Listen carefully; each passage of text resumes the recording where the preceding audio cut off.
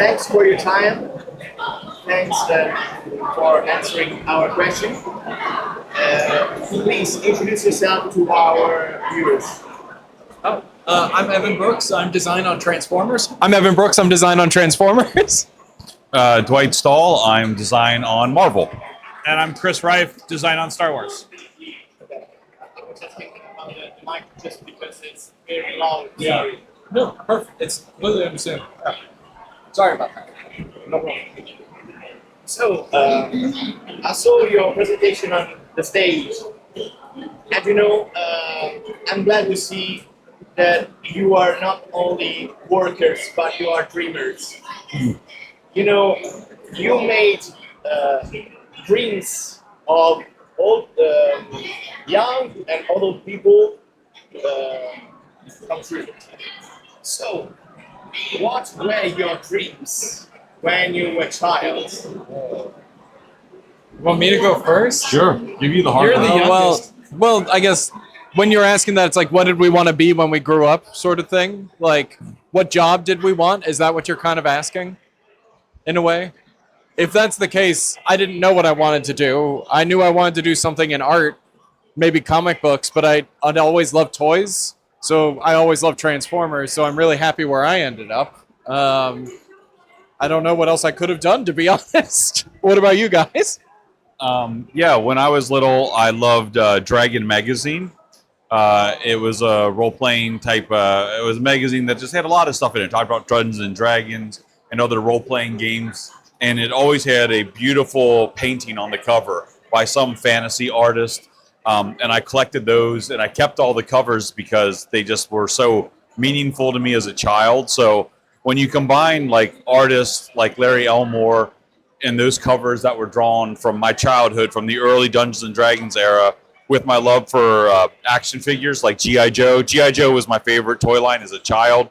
It had vehicles, it had figures, it had play sets, it had like all of the basic building elements for storytelling that were pivotal to my youth.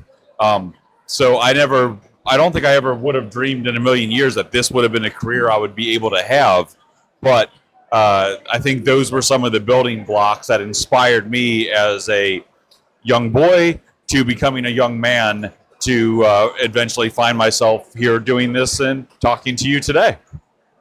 Yeah, and I think the same as you guys were both talking about. For me, I didn't even know that designing toys was a thing growing up. Like it wasn't it wasn't something that people did. Yeah. So that was never on my radar as a dream or as a possibility. Like, did I make stuff? Yeah, I made stuff all the time as a kid. And whether that was taking an old toolbox from my dad and converting it into some mythical machine, or like gluing parts together to make my own action figures and play sets, like I was doing all that stuff. So I don't know that I knew I had the dream that I had was that sort of thing. Like we grew up where there wasn't media like this to consume and understand the possibilities. So we were just playing with the things that we loved. And for me, that turned into a career working with the guys that made the toys I grew up with and loved. And we're seeing some of that now. We've got people coming in to work with us that worked on toys that we've worked on, or played with toys that we've worked on. And I think that's really fun now to see those dreams becoming realities for other people. Thank you.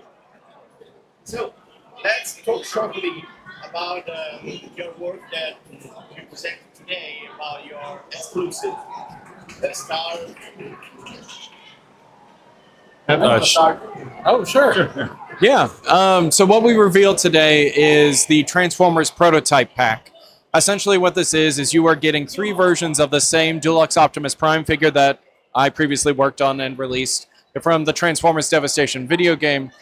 But what we're doing is we're actually showing the stages of toy design and like the process of how it comes to be. So you get 3 versions of the figure. You get one in all gray, simulating our gray model prototype, which is what we use for instructions.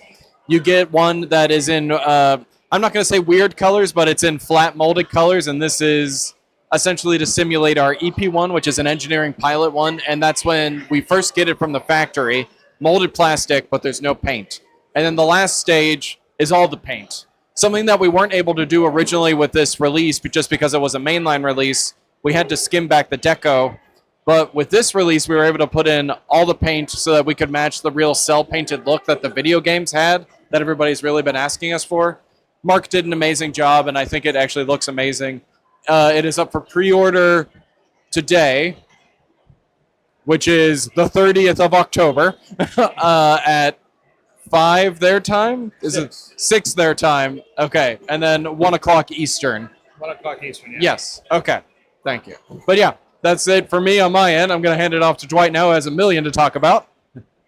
Yeah, we brought Nimrod, who is a Omega level Sentinel, to the show. It's a redeco of a figure we did about 5 years ago with some new parts. We gave it a new classic head sculpt and a classic deco to have all of those pinks that were so signature to his look back in the 70s and 80s. So you can get Nimrod next week on the 5th of November, I think at 5 o'clock. He'll be available for pre-order on the Hasbro Pulse. And we also brought an Iron Man Mark III, which is a kind of a greatest hits figure. It's one you might already have, but if you don't have it, it gives you another opportunity to pick it up. It's his classic hero look from Iron Man 1. And then we talked a little bit about Apocalypse, which is up on pre-order right now. It's our big bad Hasbro pre-order for the fall. He's 12 inches tall, comes with lots of interchangeable accessories, and he's available for about 2 more weeks before his campaign closes and he goes away. So if you like X-97 and you like Apocalypse, jump on him really soon, and you can add him to your collection as well. Yeah. And then on Star Wars, we revealed a brand new holiday figure, this time for Valentine's Day, and a nice pink Ewok with Cupid wings and a little bow and some nice notes and some other fun stuff in there.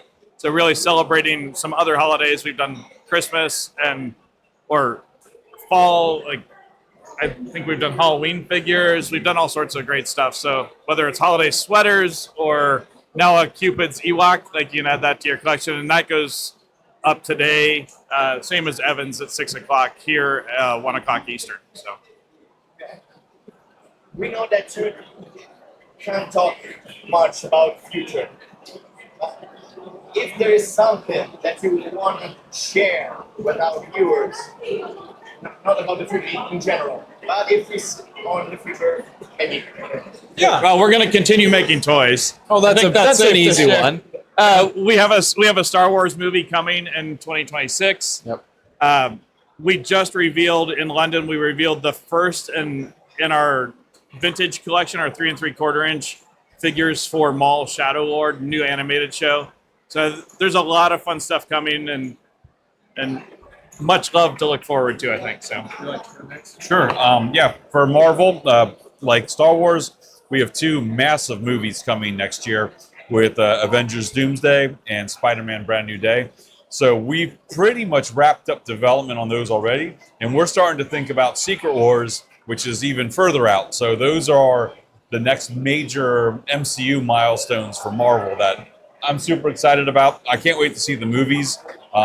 We know some of the secrets, but not nearly all of them. So we'll be sitting in the theaters just like you guys will, watching them at the same time, being blown away by the amazing stories that the studio tellers are about to unleash upon us. For Transformers, 2026 is multiple anniversaries all at once. 40th anniversary for the 1986 film. So I think people can expect a lot happening for that we'll be releasing that you'll have to wait and see. It is the 30th for Beast Wars, which is terrible to think about sometimes. But there will be some more stuff for that as well. And there might be a few other surprises down the line. And I guess that's all I can really say. So just be on the lookout. The last question is just about this event. Okay. Is that your first time here at the Parliamo Games? Okay. And how will you stay? Just because today is not a lucky day for visiting the city. So This is my second time at Luca Games. I was able to come last year for that magical week of beautiful weather. It was fantastic. Yeah, but I'm so happy to be back again this year for my second trip to Lucca. I find your city absolutely spectacular and inspiring just in the bones of it. Walking around the city at nighttime and during the day, seeing all the amazing fans dressed up in their ridiculously amazing cosplay is a blast for me. And going to the different booths and seeing the other toy companies make amazing stuff that also inspires us. It's just great to see it all together. And I've been to dozens and dozens of conventions, probably well over 20 to 30 conventions over my life. But I've never seen anything like this show here in Lucca. And it's very special. It's a very magical place. And if you ever have the opportunity to come, I tell you to try your best to get here, because I've loved every minute, even the drenching rain. It just adds another layer to the experience. But I've loved every minute of it, and I hope to come back in the future and talk with you again. Yeah, same as Dwight. I was here last year with Dwight. We had the pleasure of that, climbing to the top of the tower to look over the city. We had beautiful weather last year, which was a blessing. We know that. I think we're looking at beautiful weather tomorrow. It was great yesterday. So yeah, I think rain happens, but it's just part of the fun. And like Dwight was saying, like all the other conventions we go to are inside. There's nothing like this that's outside that just takes over an entire city. And cosplayers walking on the wall around the city, it's amazing and very special. Yeah, I guess I'll just say it's my first time here. It's beautiful. The food has been amazing. The people have been wonderful as well. Yeah, it's just fantastic. I'm hoping that we can continue to come back here because it's just fantastic. Let us know how will be your next date.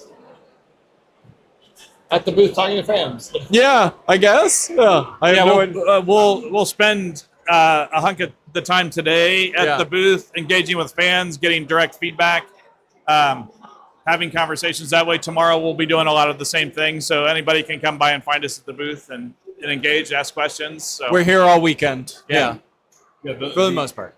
Yeah, the Hasbro booth is located near the gate, the Porta Santa Maria. We're right inside that one, so it's on the north side of the city. So we'll be around for the next couple of days. So if you have more questions that you would like to have answered, or if you just want to come look at the awesome toys and geek out with us, we'll be there. So come by, say hi, and let us know what you like and what we can do better. And we'll do the best we can to keep these amazing lines going. Thank you. yeah, thanks. Thanks. Ciao.